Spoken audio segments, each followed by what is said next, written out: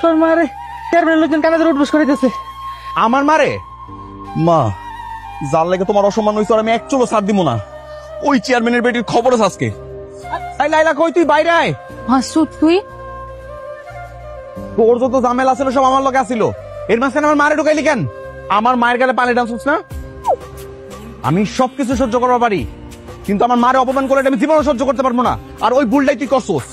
আরে জামনে নিজের মায়ারে আশকারা দিয়ে দিয়ে মাথায় তুলে ফেলাইছেন। ওরে একটা কথা ভালো মতো কয়ে দিতাছি, আজকের পর তুই যদি আমার সামনে পড়ছস, তুই আর তোর বাপ দুজনকে ভালো মতো বলতাছি, আমার থেকে বেশি খারাপ কেউ হইব না।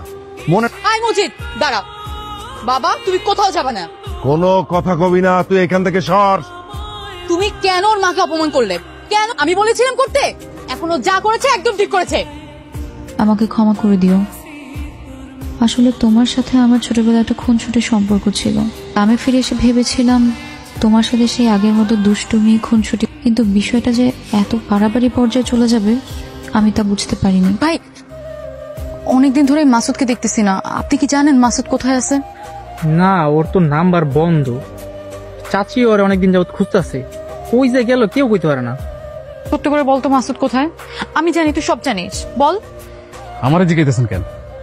ওর খবর রাইখা আমার কোনো লাভ আছে নাকি? চাচি মাসুদের কোনো খোঁজ পেয়েছেন?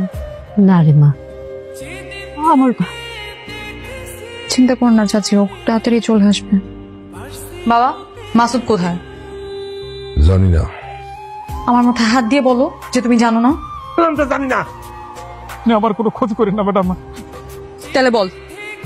ওই যে সেই দিনকার গ্যাঞ্জামের পরে আপনার বাপে আপনার একটা চিঠি হাতে পায়, সেই চিঠিটা পইরা আপনার বাপের মাথা গরম হয়ে যায়।